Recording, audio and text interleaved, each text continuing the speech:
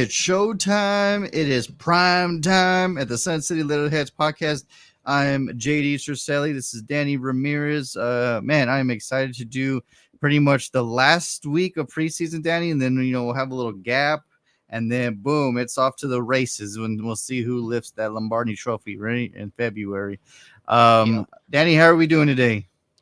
What's going on, Jay? I'm doing good, man. Just it's been a crazy day with work, but it's good to be on and talking football with you. Right. Yeah, you were I was texting you throughout the day and no Crickets. feedback. Yeah, and I was just like, "Oh man, I better fly to Arizona to see what's going on." And then you responded while I was in the shower like, "Hey man, let's do it." And yeah, man, we got to be a little consistent. Obviously, this episode doesn't have to be the gauntlet of things, but it's the last week of preseason, so we'll just have some fun with it and roll with it and let's have a good time.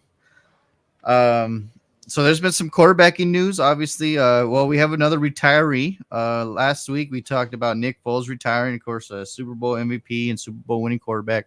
Now we have another journeyman, which I think after his like massive concussion against the Pittsburgh Steelers, I think is what kind of changed his outlook of his whole career. Because that was when you were still able to touch the quarterback, not flag football. It is now when it comes to the quarterback. But yeah, Colt McCoy retires, and if people don't remember, go look up the hit that he took from James Harrison, and he just literally lights his whole universe up. I mean, it's a great hit, but it's insane, and it hurts you just watching.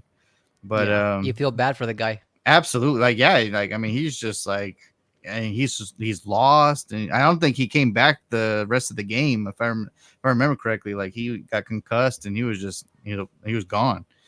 Yep. Mindset wise, so hats off, and hopefully Cole McCoy has a good afterlife of the NFL, and hopefully he's not one of those CTE or people like that. Because of that hit or because of the some of the hits he took because he went to teams that were just not very good and not quarterback friendly. I mean, he got beat up in Washington. He got beat up in Cleveland for sure. And there's a lot of messes where they picked him up and they didn't help him with the offensive line issues or whatever he went. But yeah, Colt McCoy. Do you remember anything that stuck out with you or? As an NFL quarterback, he doesn't really stand out to me. More as a college quarterback, right, with Right. Texas. And going back to that time frame, I think you still feel bad for him because when they reached the national championship, he wasn't able to participate. He got hurt, right? So Early on, and they were destroying. Like they looked like they had all the momentum over Alabama. Then yeah, he got hurt. Then of course Alabama took over, and then of course people are like, well, the guy came in and he had a good end of third quarter, fourth quarter, so it made it interesting. But I'm like, no, like they had that game wrapped up at halftime. Like it's even no matter how lightning struck for that poor quarterback in the second half, I think Alabama was still gonna take it because they just went too far ahead. But yeah, like you said, like it sucks because like Texas, I think was up like 10-0 or something, like jump, and then they were about to score again, and that's when Colt McCoy got hurt. Like they yep. were they had all the momentum, and then after that they just of course got destroyed. But it yeah, it sucks. I mean, poor kid gets hurt in his national championship where he's could be like the guy, like he could have been the number one pick if they win the championship. You know what I mean? Like the Yeah. the universe His changes. his trajectory could have gone so much different in the NFL. Right. Sam Bradford, I think, was the one that went first, right? To the lost Yep. well back then the St. Louis The Rams. Rams. Yep. Yeah. And yeah, who knows? Maybe Cole McCoy goes there if he wins the championship, doesn't get hurt. How fortunate. And then who knows? He would have well, one, he would have never got hit by Harrison like that in Cleveland. You know what I mean? Like it's just if the multiverse are real things like all Hollywood's focusing on right now. I mean, Colt McCoy is smiling as probably a championship twice somewhere with somebody in another universe. But yeah, I just think I just see him as another journeyman. Like from the NFL. Like there's a lot of especially quarterbacks. And now Sam Wilson has started that trend. He's at Denver now. He went from the Jets. I mean, Ryan Fitzpatrick is the greatest traveling. I mean, I'm pretty sure he's visited all 52, states of the United States at this point with this guy traveling so much to different teams. I think he has I think he might have the record now, like what, 14 teams, 15 teams that he was on or something. I I've, mean, it's crazy. I've lost, yeah, I've lost count for sure. But I actually got a cool video that came up on my feed, and it was with Fitzpatrick opening up a present that he was given Oh, on Thursday Night Football. Did you see that one? yes, it was so awesome. Like they gifted him a helmet with every team logo that he wore, and like Yeah, that's got to be the greatest football helmet of all time at this point. You know what I mean? Like yeah, it's just how cool and unique it looked. yeah. It was awesome looking for sure. It was beautiful. Like, and it was just so cool. And he just like that, and you see like it was like we are talking about Ohio State, right? How you were talking about how like you like the basic type of helmet, and then they just add like their stickers, like their landmarks, and that's pretty much what his was. It was just the logo landmarks of his lifetime in the NFL, and that was so cool. Yeah, a very unique gift for sure. But yeah, so Colt McCoy ends up a journeyman like Fitzpatrick, and he retires, and hopefully, all the best to him. And I'm sure he's a multimillionaire, so he's not hurting that bad. So he'll do all right. Like we said, man, back up with the NFL. It's not the worst job in the world. I mean, you make some $1 million, and you don't have to get hit like everybody else if the No, other person stays healthy. Imagine being the exactly. backup to like Tom Brady or Brett Favre, or just people that were just the gridiron guys that never said, Eli Manning for that matter. I mean, you got paid what, 10 to 15 million a year, maybe. Well, nowadays it's probably that. Like, back then maybe 5 to 10 million for a backup quarterback a year, and you just sit there and watch. Like, Yeah. yeah, let me have that contract. I'm down. And that's probably why a lot of these backup quarterbacks make good coaches in the NFL, because after so much time sitting on the bench, they become like another coach, really, right? They're Right. always around the playbook. They're always around the starting quarterback, getting their composure and all of those types of things. So I think they get a lot of good feedback from being the backup, and then going into their coaching career, they're just better prepared to handle those kind of adversity, That's a that kind of adversity. That's a great outlook, Danny. I think you're onto something. But yeah, yeah. I mean, they hear and see so many voices, and then when they get older, they become a voice, right? So it's just like boom, let's just Yep. attack, and then that's awesome. So you text me earlier in the week, I believe, and obviously no surprise there. Jaden Daniels was named starting quarterback for the Washington Commanders, and deserving so, right? Marcus Mariota, another journeyman now at this point in his career, definitely. But yeah, Jaden Daniels, how do you think he looked? He looked great, man. I was just, messaging my friend David, and David's been on the show a couple times. Right, Um, he was happy. He had made a comment due to that news, right? Making sure that he's excited and on board with this whole move, which I don't blame him. I think that makes a lot of sense. And just what he's shown in the preseason, he has control of that offense. He looks really poised out there. He takes them down the field. He just knows how to orchestrate that offense.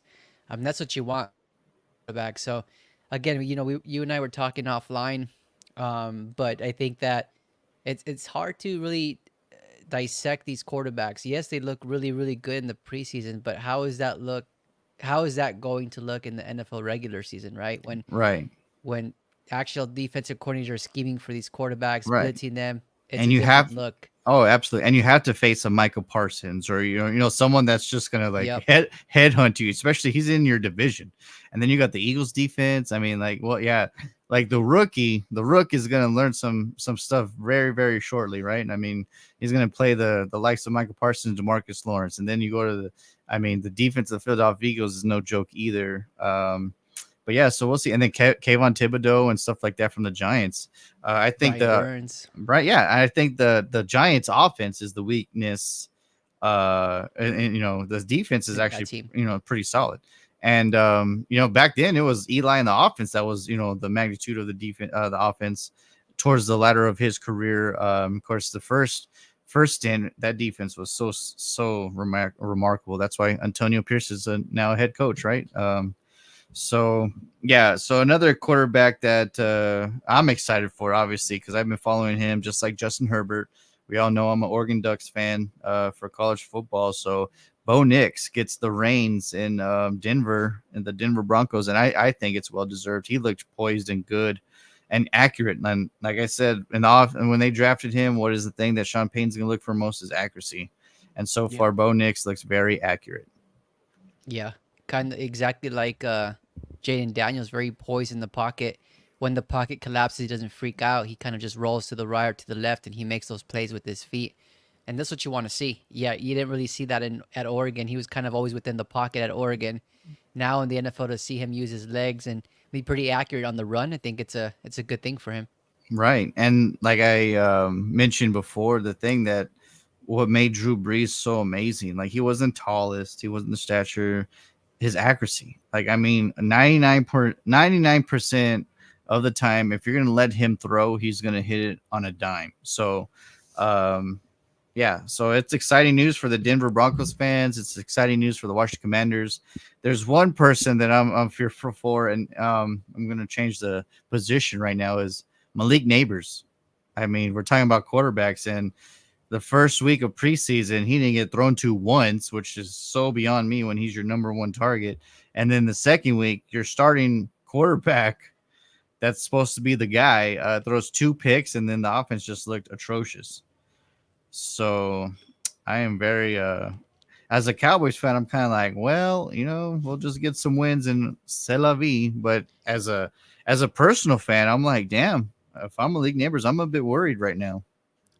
You know, I hear what you're saying, and he should be a bit worried with the quarterback position, definitely for sure. But I feel like if this does not go right, for the offense in terms of, them not winning games, then you're going to have a different quarterback next year. And you're probably going to have a different coaching staff as well, right? Absolutely. And so, to your point, it's going to be a little bit of a hiccup in the start of Neighbors' career. But he showed in that game, that preseason game, that he has those flashes of brilliance, right? He's gonna be that number one wide receiver in New York, and deservedly so. Like he was just showing up, making those contested catches, going high pointing that football. You saw that talent, and so it just sucks. You don't want him to go through that because, especially for like fantasy football owners, right? Like you don't want to draft Neighbors knowing that, hey, it's going to be shaky quarterback play. You want a consistent production week over week, and I'm sure Neighbors Right. wants that too. Absolutely. Like, yeah, I mean, it's crazy. So the last time they drafted a receiver high like that was the same college team, and it was Odell Beckham Jr. And he had Eli Manning, a proven veteran, someone that was Yep. consistent right before he retired, and at least you had a name. I mean, two-time Super Bowl champion. So at least you're like feeling better for yourself. But like right now, Malik is like, and then you pointed out like when he got drafted, his face was like not thrilled, and Mm-hmm.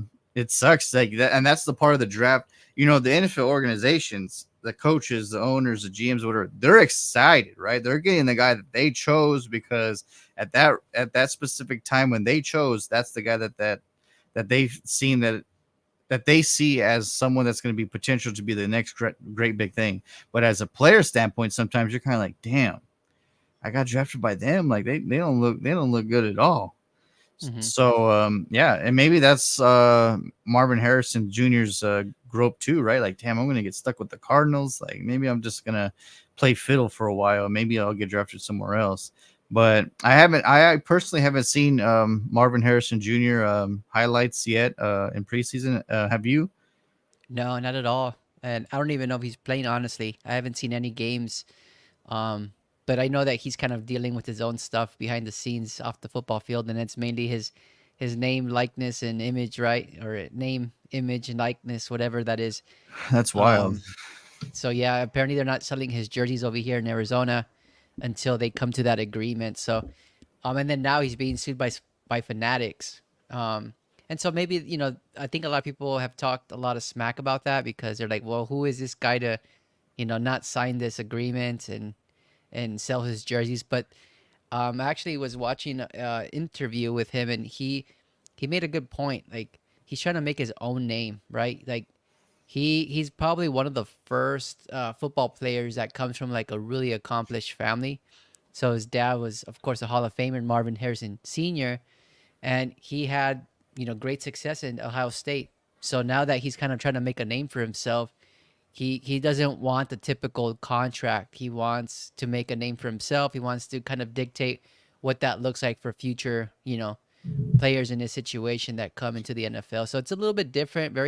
It's very different, I should say. Like you had Caleb Williams kind of doing the same thing over here in Chicago by kind of, trying to work out his own contract without lawyers. And then you have over here Marvin Harrison Jr. trying to, you know, figure out that contract and not get paid what normally rookies get paid. So it's a very different dynamic, and it's going to be something of the future. I think this is going to be more common as we go through it, which kind of sucks, but it is what it is. It's terrible for the game, and it sucks as an overall standpoint fan, right? But as a personal person, like you said, like he's trying to do what he needs to do, what's best for him. And Yep. who knows? Like, what if they get a trade package deal to already ship him out before he even like gets going or gets trucking in Arizona? You know, like we've seen a lot of stranger things, lately in the NFL the past few years. So it wouldn't surprise me if something goes kind of awry, if things still if things don't improve, right? Like the whole CD Lamb thing, like he put on Instagram like Spider-Man putting on the black suit, and people are like, what does that mean? And apparently Dallas gave him an offer, he refused that offer. So like a lot of people are okay being the villain right now, and they're gonna stick by it, right? So it's kind of worrisome if you're a fan, I but just think from like the player's perspective though, it's kind of like I think their mindset is, you know what, the NFL is a business, and they've shown that to the likes of Saquon Barkley, the likes of different veterans, and right, now as them being rookies, and then them fast forwarding 4 years later for their next contract, they just want to have an advantage going into that situation. So now right. these rookies are questioning how much they're getting paid because they don't want to have to worry about that later, right? They want to be better prepared or more financially prepared for those kind of situations, which is a little bit different. So I don't fault them for that, but yeah, to your point, as a fan, it sucks because there's times where it could delay them being in training camp or them practicing with their team or them, not being able to buy their jersey because they're not coming to an agreement. It kind of sucks in that It's regard. weird.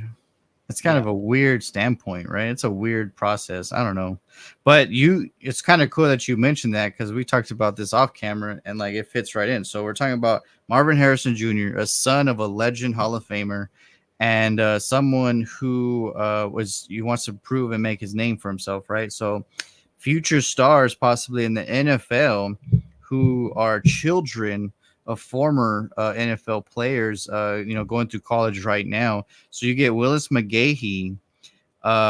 He, of course, he's the fourth. So I guess Willis McGahee the third was our original running back from Buffalo. He had a good career going for a while, and he had a cool name too. So a lot of people knew who Willis McGahee was. You get Antonio Gates Jr., one of the all-time great tight ends. Antonio Gates for the San Diego Chargers, now Los Angeles. But remember him and Phillip Rivers? I mean, just touchdown after Automatic. touchdown. Yeah, it was just like if we need a big play, we're going to Antonio. What was And it? It was Peyton Manning, Marvin Harrison Jr. or Marvin Harrison Sr. My bad, mhm, kind of being that 1-2 combo in terms yeah, of touchdowns, and then right absolutely. under them it was Philip Rivers and Yeah, and who would Gates. have thought and tight end? And Yeah, I know. it's crazy in Madden right now. I got a kid named Armando Babineau, and he's my best. He's my best offensive weapon, and he's the tight end. He's probably gonna break every tight end record right now before the season ends. But the, Hold on, before you proceed with that list, I want to ask you though, for Willis McGahee's son, is he also a running back? that I do not know. It just shows their name. It doesn't show what position on some of them. But I there's a few that show like what they're gonna be. Oh, Okay. he's a linebacker. I'm sorry. Wow. So he's at Nebraska. Oh, UTEP plays Nebraska week 1. So we're gonna see Willis McGahee the fourth linebacker. UTEP's gonna get killed by Nebraska. But yeah, So yeah. Nebraska has two good players. They have Willis McGahee, and then Mhm. I don't know if you know Dominic Riola or who he is, but he's a quarterback. Oh nice. So Dominic Riola actually is the son of a, I can't remember his first name. He's a lineman from the Lions. Used to play for the Lions. Riola. Okay. Yeah. I remember him. And apparently, this Dominic Riola guy, the quarterback at Nebraska, is like a little mini version of Patrick Mahomes. So we'll find out week Well, one when the yeah, we'll UTEP see. Miners. Yeah, or we'll see in the future, right, where he gets drafted and see what he does in the NFL. So Antonio Gates' son, he's going to be a wide receiver at Michigan State. Okay, cool. So Kennedy Urlacher, someone that Safety. you're familiar with, Brian Urlacher from the Chicago Bears, Hall of Fame, Brian Urlacher. Notre Dame safety, yeah, you're right. And then, so of course, we all know Schroeder and Shiloh Sanders, the sons of Hmm. Deion Primetime Sanders at Colorado. There's Eden James, son of Edrin James, and he's actually a running back also at Howard University. EJ Smith, son of Emmett Smith, Hall of Fame running back for the Dallas Cowboys, Texas A&M running back. That's crazy. We got a Bear and a Cowboy. That's so cool. And then Christian Driver, son of Donald Driver, Super Bowl winning Donald Driver for the Green Bay Packers. He's at Minnesota, University of Minnesota, wide receiver. Henry Hasselbeck. This one threw me for a little. What? Yes, Matt Hasselbeck's son. He's a UCLA quarterback. So we'll see what he can do. That'd be kind of cool to see another Hasselbeck, because we had what, Tim Hasselbeck, Matt Hasselbeck. Of course, Tim was like the little brother that could never do nothing. So he goes to ESPN and has a good career there. And then Matt Hasselbeck, I mean, Matt Hasselbeck had a few good years. I mean, he even reached the Yeah. Super Bowl with the Seahawks in 05. So if people don't remember that, he was the quarterback against Pittsburgh in the Super Bowl. University of Texas of San Antonio, I believe, quarterback Owen McCown, son of Josh Wow. McCown. Yeah. Man, we're kind of going back. Huh? And then Josh McCown, that was a journeyman also. We're talking about journeyman earlier. He played for the Bears also. And I told you off, UTSA. yeah. And I told you off the air, Cole Pennington, son of Chad Pennington. Man, Chad Pennington was one of those quarterbacks you just rooted for, because his Jets team was never that good. They had a few good players, but I think Chad was a lot better than most people thought or believed, because his team was just never that great. But Marshall quarterback, just like his dad, Chad Pennington. Cole Pennington, dude, he looks. I mean, if you his through the face mask, you see it, and it takes me back, like just looking at Chad Pennington. So It's crazy. Like you listing out all these names is taking you back to like 2003. yeah, like yeah, 04, 05, like when we were in high school, just like watching stuff. So another guy that we loved watching, Jason Taylor, his son Mason Taylor is an LSU tight end. You're writing Wow. these down, huh? To watch Yeah. them, watch out. Yeah, man. So this is so cool. So Marvin Jones Jr., son of Marvin Jones, linebacker for the Jets. His son is playing Florida State defensive lineman. He's a defensive lineman. Christian Harrison, son of Rodney Harrison. He is a defensive back at Tennessee, just like his dad was, a defensive safety. Safety was Rodney Harrison. EJ Warner, Rice's quarterback, son of Kurt Warner. And what's crazy is that Rice back then, remember, they were used to they were known for the triple damn option, and it's Yeah. All just the running. it was just no passing whatsoever. But the last few years, I would say 2 to 3, they definitely, with a new coaching system, they definitely are throwing offense, and it tripped me out too, because when I first saw them, I was like, wait, they're throwing the ball? Like, what's happening? Who's that? And they're like, dude, that it didn't look That's like Luke Rice to me. McCaffrey. Right. Didn't you mention Rayola back Yeah. earlier? Oh Yeah. yeah, there you Dominic go. Riola. There you go. That's one of the ones on the list. Nebraska quarterback Dylan Rayola. Oh, How it's Dylan. Dylan? Yeah. Okay, so his dad was Dominic. My bad. No, you're good. And then Mark Bruner, old Steeler gridiron guy, probably from the 90s, early thousands, but his son is a Washington linebacker named Carson Bruner. But yeah, man, we got a crazy lineup of fathers watching their sons right now. That's cool, man. And it's only the beginning because I was watching or hearing a podcast here for the Bears, and they spoke about Brian Urlacher's son going to Notre Dame, and then apparently Lance Briggs has a son here in Arizona that plays in high school that's going to be going to college pretty soon. I just don't know if he committed yet, so it's going to be interesting to see an Urlacher and the Briggs, playing on Saturdays, and we're a week away from the start of the college football season, so that's why I was writing these names down. Right. Yeah, because some colleges start this Saturday. I don't know how there's like only a handful like a week before. Like I've never understood that process, but it is what it is. But yeah, the main onslaught starts next week, and I'm so stoked. The week before.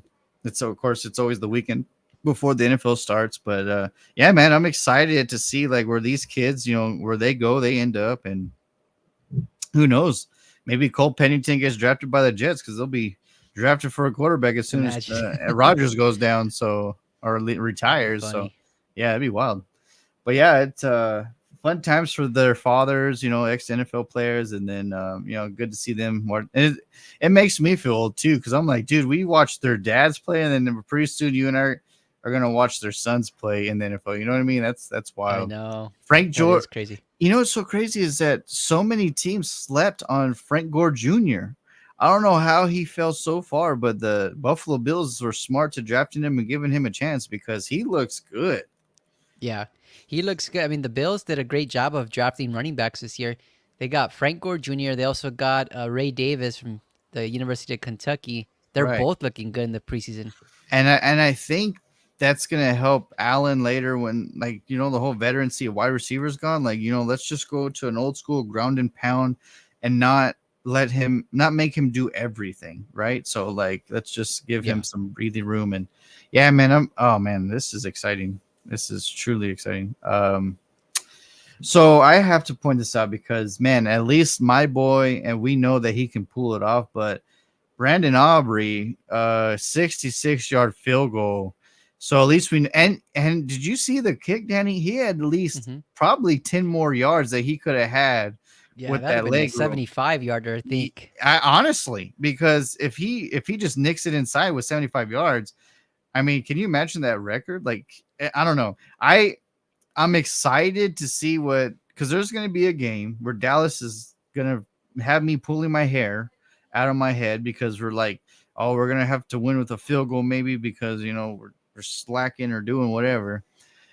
At least we know, especially in a dome stadium, that if we have to do at least like a 68, 69 yarder just to try it, and see what happens, at least we know he can pull it off. Because the first one in week one in preseason, he missed it. It was 65 yard. It had all day the leg.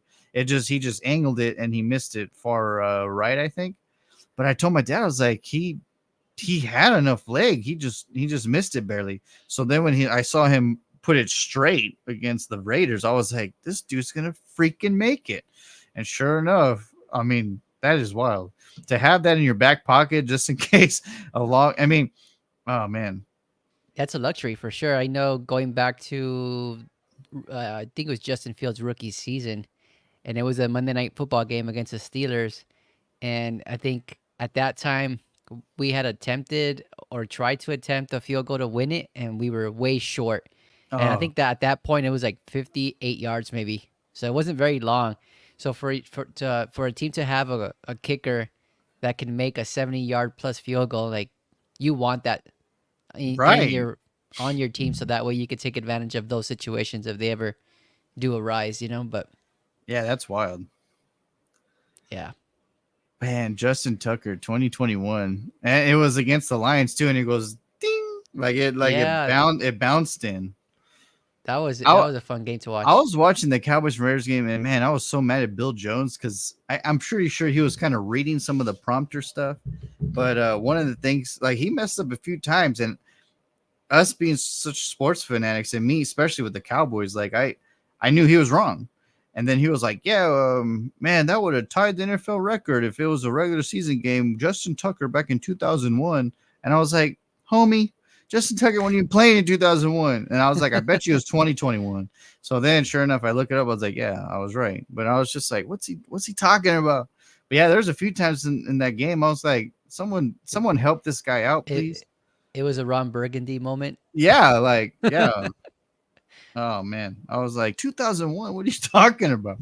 But yeah, man, oh man, I'm stoked. Any other so Caleb Williams, man, I mean, it's week 2, he still looked good and he got his first touchdown. Yeah, I think he what I really like about him is it's hard not to get too high on the preseason, right? Because you Right. see like these flash plays that he makes. He started off kind of slow, the whole offense did. So that was kind of frustrating to see him. But the good thing, what I was looking for in those situations, because I know they had like two, three and outs back to back, if I want to say. And then finally the third time he actually did something. But I wanted to see like what his composure was on the sidelines, right? Did he get frustrated? And he didn't seem to show that. As a matter of fact, with the, when they were showing the Hard Knocks yesterday, it showed that game. So he was still kind of just joking around with his team and trying to get them motivated. So I'd like to see that. And then once he, turned it on and he started producing making some plays for the offense, I just like what I really like about him is that he doesn't freak out at the sign of pressure. Like he knows how to maneuver the pocket, kind of like how Aaron Rodgers did, where even if he felt somebody on his back, he would kind of step up, step back, work within the pocket, and he wouldn't try to bail right away. And the other thing that I like about him is that while he does all that, he's always looking for that big pass play, right? He's not looking to run; he's looking to pass, and that's what. So it's cool to see a rookie come into the NFL and have that composure and be able to work within the pocket like that. So I just hope it continues again in the regular season because we all know it's a different animal, right? People start to scheme for the quarterbacks, their opponents, and things of that nature. So it's going to be a little bit different. It's not going to be as simple and easy as it is in the preseason. But yeah, I'm super excited, man. And just the way that he is able to contort his body and just throw those passes, like, man, we got a quarterback for sure. I'm I'm excited for Bears fans and you and Gabe and everybody to actually have a quarterback that can put up points for you. Like when if need be that you have to do a 42-yard point game because the other offense is scoring too, like he can do it. So Yeah. that's awesome. And like you said, the elusiveness, like that's one thing I loved about Tony Romo is that like you thought he was going to be sacked, and then homie's like doing a Houdini, and then like looking downfield, and there's Jason Witten, right, or someone just that it's the whole looking down the field without getting too stressed, without over exhilarating their body to make it worse. And you can't teach that. That just is Yeah. that's just part of the person. So it's awesome to see Caleb has it, and even with his running touchdown, that was part of the elusiveness where he juked backwards, spun, and was looking downfield, and that's why he was able to score is because he was looking downfield. So if he would have just took off running from the jump, then of course everyone would have collapsed from the start. So Hmm. then him looking made them have to guard and cover still whoever they were trying to guard, which gave him a few more seconds to say, okay, now I'm up 3-4 yards. Now I can just keep running. And so yeah, it was. I like that play just because him looking downfield is what froze the defense to begin with. So I was excited for that part. And like looking at Patrick Mahomes, right? What frustrates the defenses that go up against him, right? It's just the fact that he's able to extend the plays. It seems like the pocket's collapsing. He'll move within it. He'll move to the side. He'll run, sideline to sideline until he finds somebody, and then eventually somebody's open in the end zone. Somebody's open somewhere. So that gets me excited as a Bears fan because we haven't had a quarterback that could do that. Usually, like going back to Fields' case, right? He'd do the same thing, right? He'd kind of maneuver within the pocket, but his first instinct would be to run. And by that point, people are collapsing on him. He's not looking to throw downfield. When you have a quarterback that's able to kind of maneuver within the pocket or behind the line of scrimmage, and you give your wide receivers, your tight ends, the ability to find some open space and make that play that way. So Right. that's something that I've never seen as a Bears fan. I just hope it continues in the regular season. So I'm praying, you know, a thing, uh, a thing of more common that we're gonna be able to see or not, but we'll see. Time will tell. Exactly. I think it's gonna look good towards y'all. And then so have you heard anything with the Hassan Reddick thing yet, or has he moved No, or no. Apparently he's gonna. I think the Jets are really trying to convince him to stay. And right? so I think that's probably what's going to end up happening. I think he's going to stay with the Jets. I think Ayuk's going to stay with the Niners, and you know it'll be I, done yeah, with. I think of course, CeeDee Lamb, Brandon Ayuk, and Hassan Reddick are like the three things that are just at a standstill right now, right? And we'll Yeah. see what happens. And so far, it looks like all three will be just staying put. But who knows? And it's going to be interesting to see if like week 1 or 2 that one of them is still kind of like being, you know, hard nosed to what they want and what they believe. And if one team comes out like, surprise, like let's say someone that looks good first week, second week, they're like, hey man, we're probably better than we thought we were gonna be, or like, maybe we're just one player away to making that super next step. So what, like, let's say if they try not to give like one of those teams like a mansion to get that player to take him to that next step, right? So we'll see what happens, and Yeah. we'll see how it goes from there. It's been a really, really weird year. I, I, I don't know. Maybe I'm not thinking back enough, but I can't remember a time where we had so many really good players looking for a new contract, looking for a new team, and just kind of be in limbo right before the NFL season started. So Yeah. Or just I don't being know. like the way that they are, you know what I mean? Like it's like my way or the highway. And Tom Brady and a few other people have said it right. Like it's not about the teams anymore. It's just about the player and like Yeah. what they it's about getting likes. It's about getting follows. It's about, social media and blah blah blah. And I'm like, damn. Like it's Tom, like the way the Patriots drafted back in, it was right for the time, and then the way that the Chiefs draft now is right for the time. Like they get people that it's not about the hype, it's not about the social media, because apparently it's working because they've won three Super Bowls in 5 years. So it's not like they don't know what they're doing. But yeah, you got to get selfless people now, and it's hard to find, I guess. Yeah. I mean, that's very difficult. If you're not the Chiefs, I don't think you're going to find people that are going to have that type of mentality, right? Look at the Patriots going back to Tom Brady when he was a quarterback. People that got drafted to New England were just ecstatic to be playing on the same team as Tom Right, Brady because it maybe meant that they were going to go to the Super Bowl. right, And so they didn't have to have those splashy names. They did with what they worked with what they had, and they maximized the potential of who they had. And with the Chiefs, you see that like that whole similar process, right? You have the Chiefs typically drafting within the late 20s or 32nd, right, in the NFL draft. So granted, you're not going to have the best college football players coming out, but you have the potential of a Rasheed Rice. You have a potential of a, you know, Clyde Edwards-Helaire, right? Those are not like flashy names, but they right. maximize their potential that first season that they were there. So it just, I think there has to be a point where if you have a franchise who has consistent success and are currently winning, I think there reaches a point where anyone's ecstatic to be within that franchise because they're around greatness, right? Um, and I think for all the other NFL teams, it's like, oh, you're telling me that our chances are slim to none to make the playoffs, then I want this much money because I earned that or I deserve that. Rather than, oh, let's go, pay me what you can. Let's go win a championship because we have a great squad around us. It's the opposite. Right. So it sucks, and I hear what Tom Brady's saying, and it worked for him to your point, but it's just unrealistic, right, for It's all the other NFL teams. Well, a lot of people, it's like the new mentality of relationships too, right? Like there's no growth. Like someone, like if you want someone, you have to have something that they've always wanted. Like if you got that house, or if you're already like to the point where you're doing well, then they're latching onto you. And the same thing where right now with teams, right? Like, well, if you're doing well, then I'm in. But if not, I don't know if I want to stick around to build.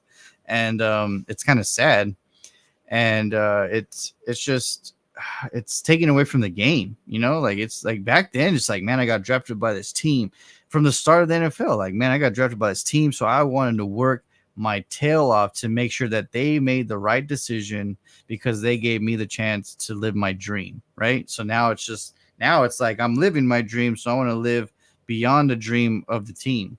So it's a different mindset for sure. Yeah, I think it ends up being less about the team and more about them, right? And that's I think more to those situations where players are realistic. If for example the Giants, right? I'm sure Neighbors knows he's not going to win a Super Bowl this year, right? I'm sure that's the goal of the team, but it's not going to happen because he Yeah, doesn't have the supporting cast around him. So what is he going to do? He's going to go out, probably try to win Rookie of the Year.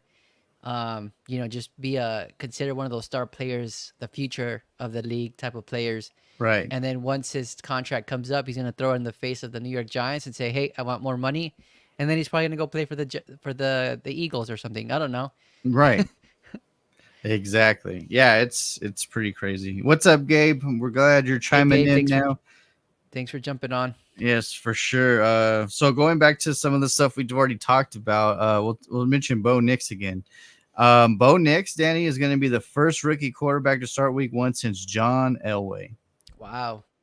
for the Denver Broncos. Isn't that crazy? For an organization, your first rookie quarterback since John Elway to start week 1. Woo! That's crazy. Yeah, that is crazy. That's the good for the Broncos fans because I know they've been kind of, you Well, they're know, like in you. I mean, since Peyton Manning left, they've been like, dude, we haven't found a quarterback that can just stick yep, around and do things. And like for what you're saying, you guys have never had, someone that could just light it up in the quarterback position, which is exciting to see. it's exciting not only for that, right, but it's exciting to have something to look forward to, right? Not have to. I'm sure like last season with Russell Wilson, it probably wasn't like the best outcome for fans because they knew that it was just kind of like a band-aid. And Like a now it's like, bridge. yeah, now it's a future. Like you have something to look forward to. How does he Right. develop? Right. Yeah. And with Sean Payton there, I think he progresses and not degresses. So, Yep. and it's hard. So when you want a quarterback to progress, then you definitely need a quarterback and offensive minded head coach, because if he's not going to be progressive by himself, then you need all the help you need. And like what happened to Wilson, right? Zach Wilson to the Jets. I mean, he was with the defensive minded guys the whole time. And I'm like, you can't progress if you want him to get better. And he's not doing it with himself. So it's I think Bo's in the right place for him to, he may not win a Super Bowl the next 2-3 years because of Patrick Mahomes, but at least he's going to have an opportunity to succeed and, do something really well. Yep, definitely. I think it's really exciting for them for that reason, and then also, just pairing him with Sean Payton, I think is going to be pretty amazing for his development. Right. What are you laughing at over there? I don't know. Gabe said like just smoking Jay or something. Is that Jay Cutler there? Oh yeah, Jake Cutler. That's what he's referring to. Shh. Smoking Jay. Oh wait, you guys. Oh, so you guys drafted him and he started week 1, or is that what he's talking about? Oh no, because Jay was drafted by the Broncos. I don't think he started week 1 though. I think Jake Plummer was there when he was drafted, All and these then he J's, eventually, huh? We went from right? Jake Yeah, Plummer to Jay Cutler, Jake the but Snake.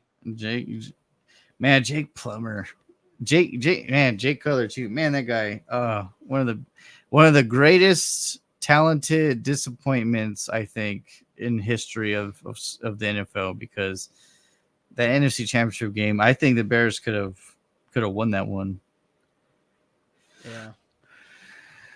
Oh well, let's just Was move that on. that was? That's history. Let's look towards the future here. Oof, yeah, for sure. But But okay, I was going to ask you though, since we're talking about quarterbacks, especially rookie quarterbacks, right? From what you've seen in these last 2 weeks in the preseason, who would you rank right now as far as the rookie quarterbacks go? Like from Drake May, Jaden Daniels, Caleb Williams, Bo Nix. How would you rank them? I honestly think that they're a bit tied. I think Bo and Caleb look more of the natural, Hmm. like where I would be like, all right, I can start week 1 and start a franchise. Drake May and Jaden look just as good, but I think that they're the type that they're gonna need the pieces to come along to help them, if that makes sense. Like they're gonna need those pieces to work to make sure that they progress, like from coaching staff to surrounding pieces. And I mean, I oh man, Jaden Daniels. I mean the Lions and Packers is not going to be a cakewalk for. And who knows, Minnesota might surprise a few games just because of they've been to the playoffs at least what once in the last 2 years. I mean, they missed last year, but they were there before. They're not going to be no cakewalk within the division. What's Drake May? I mean, he's got to go against Josh Allen, so he's got to score points. He's got to go against Tua and that offensive machine. And He if probably Aaron, has the toughest road, no, yeah, out of all the absolutely, quarterbacks. absolutely, because you got to go against Aaron Rodgers, who's going to be in the Hall of Fame. Josh Allen, who's working his way to the Hall of Fame, and then you got Tua. I mean, if he stays healthy, that offense is going to light up 40 points a game. So Drake May has definitely the biggest obstacles in front of him. I would say Bo would probably has the next one just because he plays Patrick Mahomes twice. You know, I mean, you got Justin Herbert twice, so it's going to be an uphill battle. I think Jaden and Caleb, even though that their divisions are really, are pretty good, and they're going to be. I think Jaden can outduel Daniel. Like I think, from what we've seen, Daniel Jones has his struggles for sure, and Giants might be on the bottom of the barrel again, which is crazy. Yeah, I think how did Washington get the second pick? I don't think they were that bad, right? Were they worse than the Giants, or was it like a trade value? I think they were pretty bad, weren't they? They did Well, lose a I lot of think games. they both were bad, but I mean, I didn't think they were far off from the Giants, but I guess they were by the win total. But yeah, I think Jaden's way better than Daniel right now. So I mean, he's got a better outlook, and then of course Caleb, Sam Darnold. I don't think he's going to give you a full onslaught of great things to come.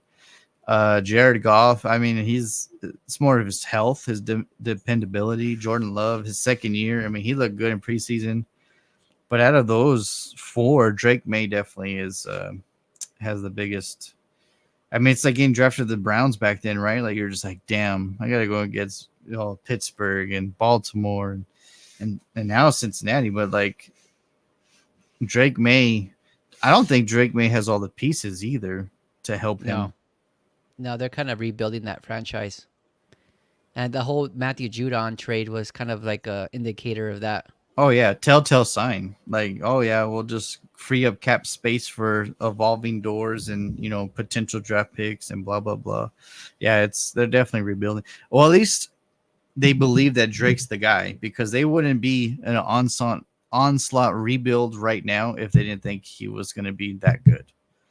Yeah, Because Mac Jones was supposed to just be like the next heir apparent and like just have what we give you and go. But now it's like, all right, Drake, like we're gonna have to rebuild for about a year or two. So just bear with us.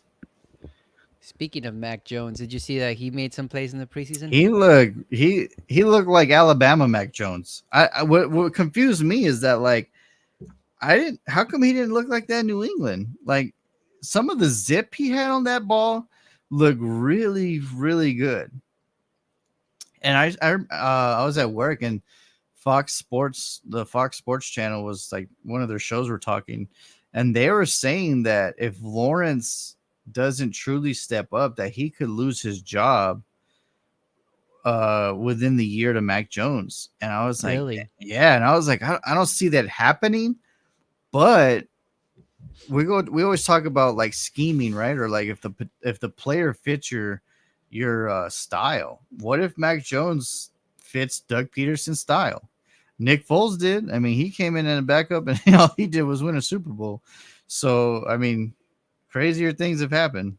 Yeah, it can happen. I mean, I'm not saying it can't, right? I think Yeah, it's I don't think it's that gonna, but I mean, he just said there's a potential of Lawrence, like, getting booted if he doesn't show up, especially because him and Mac, didn't they get drafted around the same time within a year? I mean, I would say within the a same year. year. Yeah, The same year.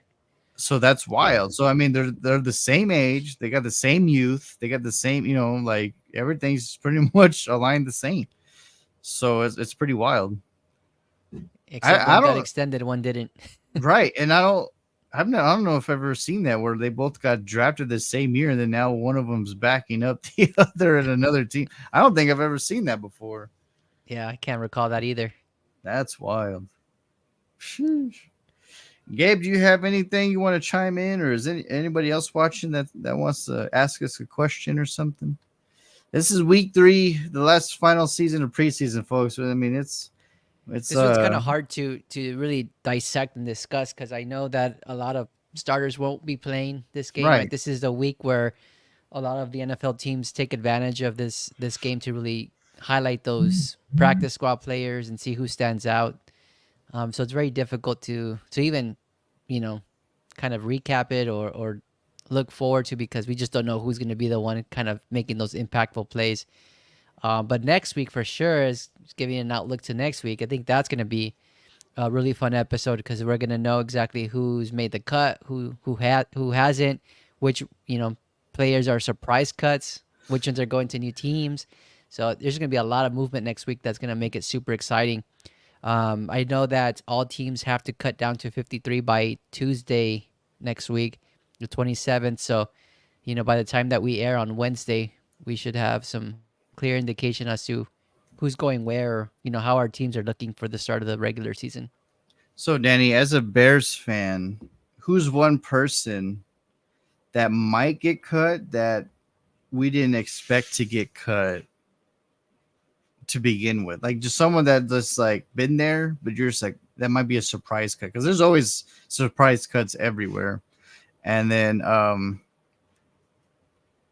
and what rookie that you've seen, obviously besides Caleb and Rome, what rookie do you think is going to make the team that's actually like coming through from either a draft pick later on or like someone that's unexpected? Are you talking about like from the Bears? Yes. Oh, that's a good question. For sure, I think every player they drafted this year is gonna make it, right? I think they only had like 5 picks, anyways. So I think all of those players will make it for sure. Um, but as far as like undrafted free agents, oh man, that's a good question. I don't know exactly who would really stand out, or what I guess I'm more looking forward to is not really rookies, but those second string, or not second string, second year players that were undrafted free agents last year. Right. Um, so we have a couple cornerbacks that were making plays in Saturday's game against the Bengals. They were just going to the ball, being real aggressive, and that's what I like to see. So right now we have a lot of secondary, you know, players, and I'm hoping that Josh Blackwell remains with the team, who's like, been with us for I want to say 3 years now. So I'm hoping that he stays and he doesn't get cut, which I don't think he will. Um, Other players, man, that's a good question. I wasn't prepared for So, this one. so Gabe said Reed or Wheeler. Gabe, are you saying they're going to get cut? So Ian Reed, Wheeler is the running back, so he's an undrafted free agent. right, Um, he's a running back from Yale, I want to say. No, maybe not Yale. He's from an Ivy League school. Um, the thing with him is that the running back room is kind of busy. There's a lot of good players already. You have Roshan Johnson, you have Khalil Herbert, you have right. now Swift. So there's really just not a lot of room, and then you're kind of tinkering with the idea of using try to blank on his name, number 12, Bayless Jones. Thank you. So Bayless Jones, he's kind of converting over to running back, and they're trying to use him kind of like the same way that Cordero Patterson was used, Right. right? Where he's kind of a wide receiver hybrid type of thing. That's what they're doing with Bayless Jones. So that Ian Wheeler is going to make the team. I think that most likely what will happen with him is he'll get cut. And if he clears those waivers, then I think most likely he'll end up being the practice squad, and I think that's good for him because I can see how maybe next year, he'll have a whole year under his belt. Khalil Herbert will be a free agent, so he can step into that role at that time. So it's just going to be a lot of movement that way. But there's really not a lot of players that I'm really concerned about losing.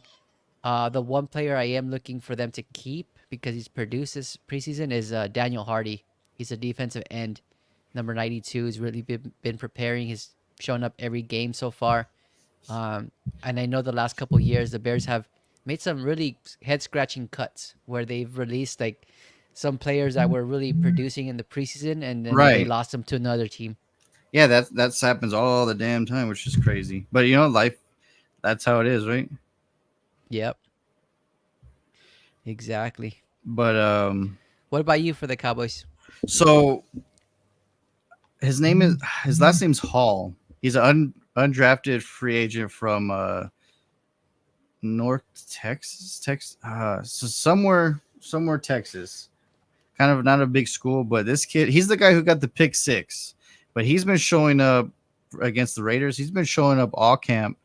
His number's 43. I think he's gonna make the team, even though he went undrafted.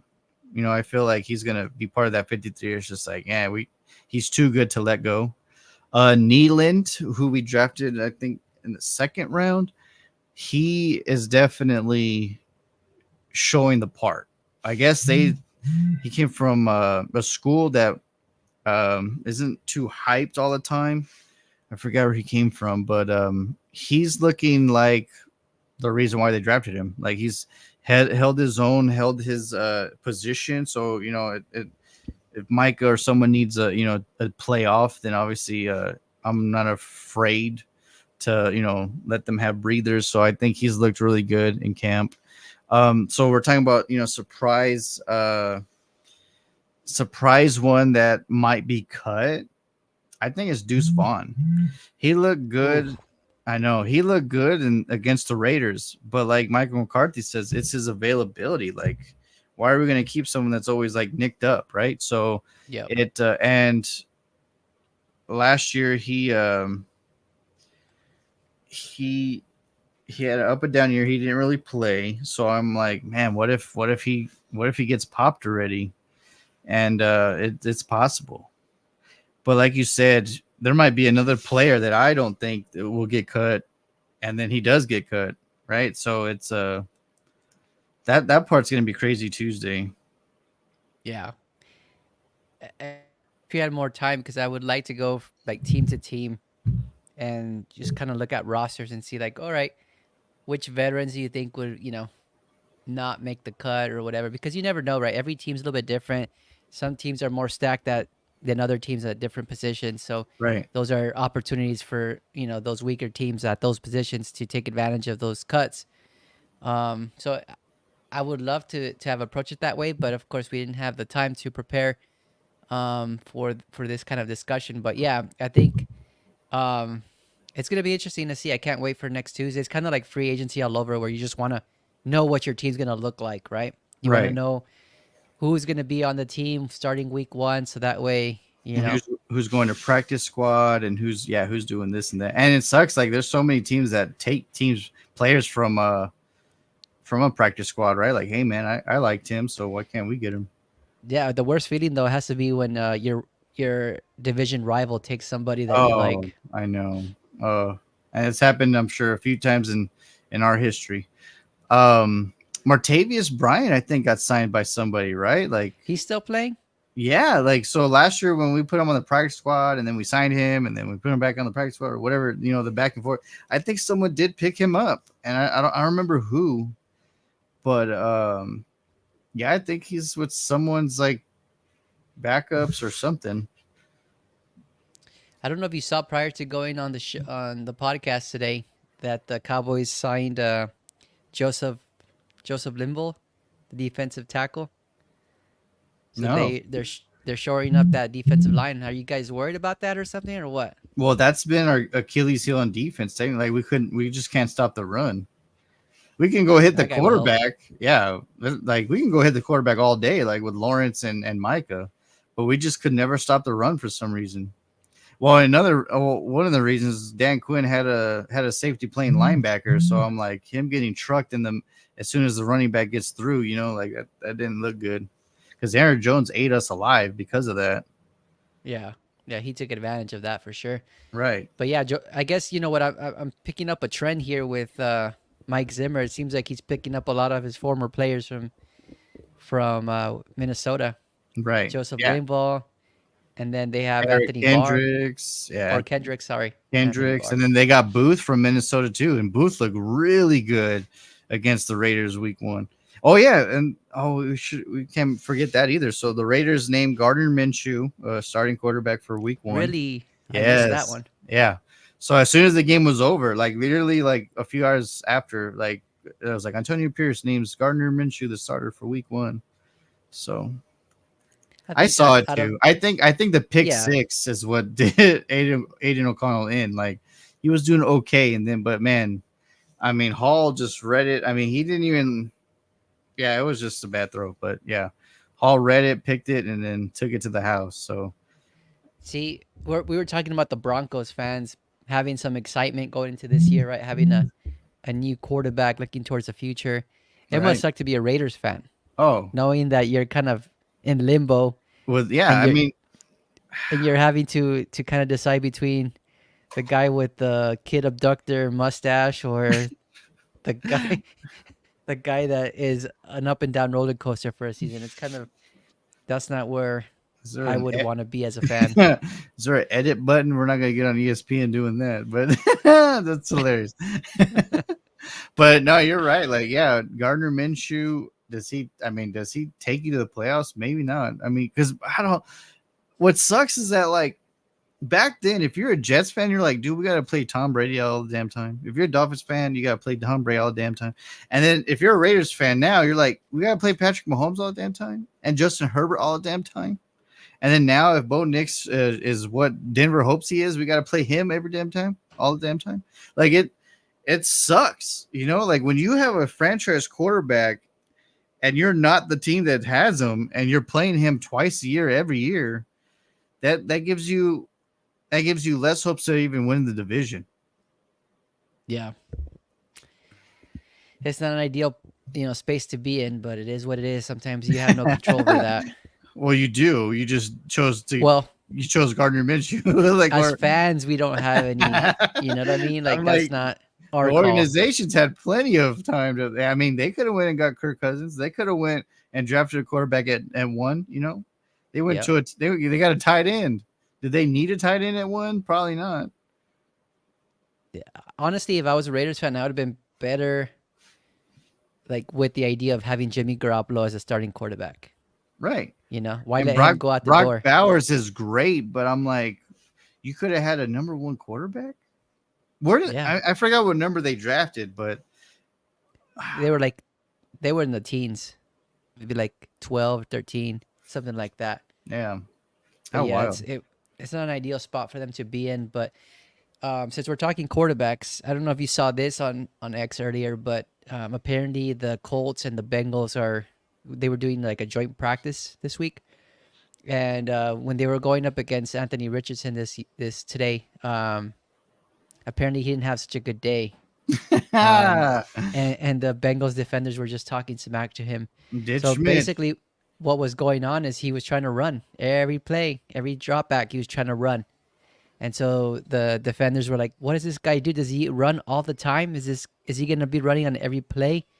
And then when he would throw, it seemed like he wouldn't throw to like a specific person. He would throw to like a specific.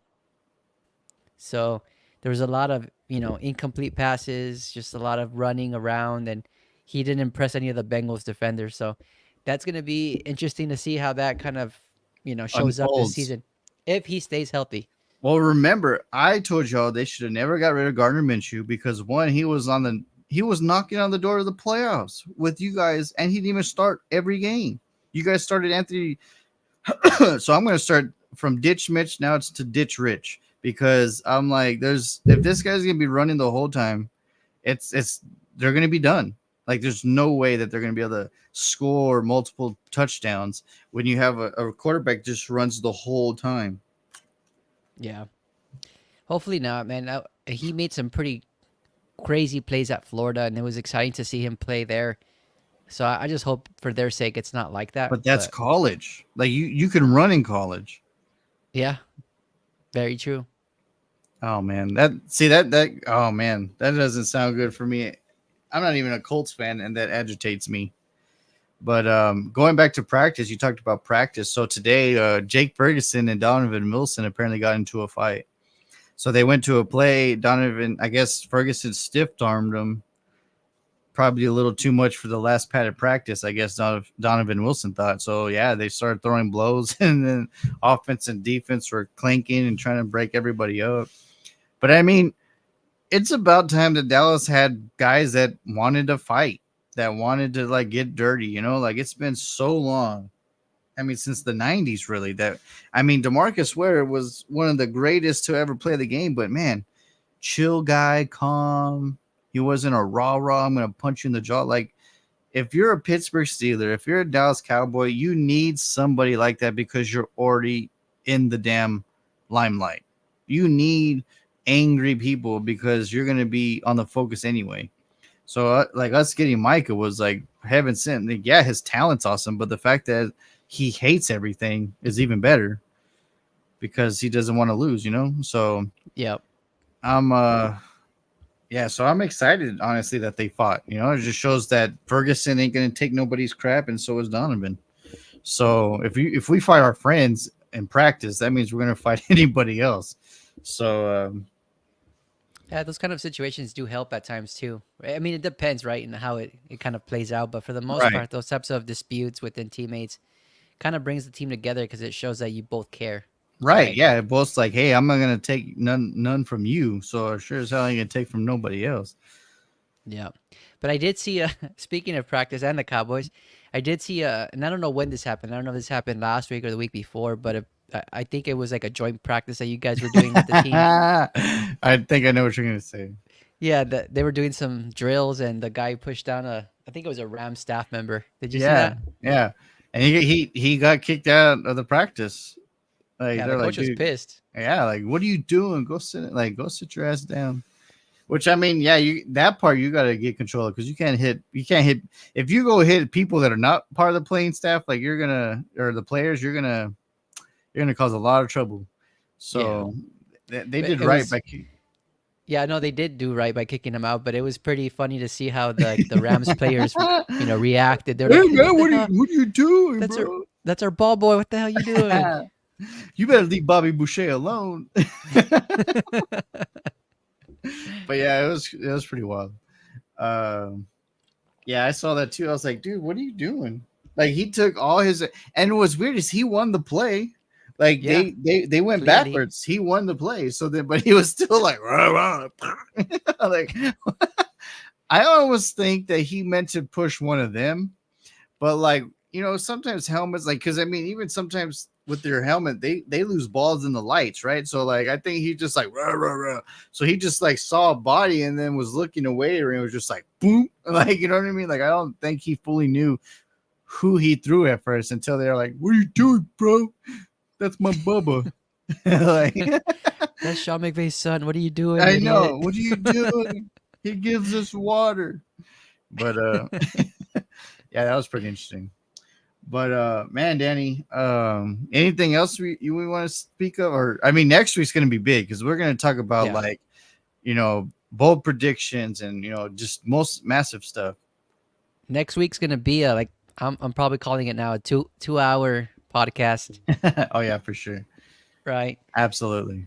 So yeah, we'll talk about that next week about all the cuts, kind of take a look at what our teams are gonna look like and the rest of the teams in the NFL. And then I want to say the week of September 4th, after Labor Day, we can talk about kind of relive those predictions that we made at the beginning of the offseason. Remember that? Our predictions for the division winners and all of that. We Right. can recap that and then see if maybe I picked the Dolphins to win the division or something. I don't know. Twice. You're like, And they go from there. man, man. Oh, this medicine. I'm so sorry. The Jets are gonna win the division. I don't think they're gonna get stopped anywhere. And then we get to the Dolphins. Dude, no one's stopping the Dolphins. They're winning the division. And I was like, the hell, aren't the Jets and the Dolphins in the same division still, or did I miss something? Oh, that's right. You're like, oh yeah, yeah. But that's going to be an exciting day because September 4th will be That's the exactly day a day. before, right? Yeah, a day before the start of the regular season. Woo! And then don't forget that Friday there's also football. The Packers and the Oh, Eagles play in I Brazil. hope I hope they just don't come back. Like I just they beat each other up, they tie, and then they just That'd be like nice. They and get then abducted the or devil's something. triangle just or what is it? The Bermuda Triangle? Where'd they go? But The yeah, Devil's it's Triangle. You're thinking of Northeast. Northeast El Paso. But that's too funny. But yeah, it's pretty wild. Yeah, it's a crazy week one, especially like the first international game on week one, right? And it's on a Friday. Like that's even more weird. Yeah. It's because it's on a holiday, right? That's why they did it. I don't know why they did it on a Friday. I honestly don't know, but it's weird. Who's? I guess NFL Network's gonna air it, or who's airing it? Good question. Let's find out. I hopefully it's not like Prime or something. It might be Prime. Yeah, that makes sense. Let's find out. Man, that's crazy. I can't believe we're almost here to regular season. The Oh, final it's the countdown. Peacock. Peacock's So airing that. NBC. But it's I bet you anything you have to have Peacock in order Oh for you to my stream it. god. That's so stupid. I have Peacock, so I'll just send you my credentials. But we shouldn't even have to do that. Yeah, I see Gabe NFL though. said NBC. Is it NBC? Oh, it says Peacock there, so I don't know if it's gonna show on the local channel. Well, if I can't watch, I'm gonna be peacocked. But so yeah, I'm. Oh man, yeah, week one. So and then the week one too, the first game. I mean, that's gonna be a great game to start. The Ravens and Chiefs, like damn. Yeah, we get a look at Lamar Jackson paired with Derrick Henry. Derrick Henry. Yep. Man, that's gonna be intense. What's cool too is like next, not this week, but or well, not next week, I should say, but the week of, we'll do our predictions. Like we'll choose a few games and see who wins and why. Yep. I like that. We can't pick our own teams because we're gonna be biased. So we gotta do other games. That makes sense. But we're you and I are definitely hoping that Green Bay and Philly tie. Like, Yeah, that would be ideal for sure. That would help us that'd be great at the end of everything. Yeah, I'd Yep. be like, oh nope, they tied. They suck. They're in Brazil or whatever. But yeah, Danny Ramirez, it's been fun as usual, and obviously this week was a bizarre week just because like you've been busy, and then week 3 preseason. I mean, it's a lot of rookies playing, so we can't have too much things to focus on. But after they cut people and see where people land and see if Ayuk or someone else gets traded, we'll see what happens, right? Yep. Hopefully the dust will settle and we'll have a better indication as to who's where. Right. Danny Ramirez, it's always a pleasure. I'm JD Straselli, Sun City Leatherheads out.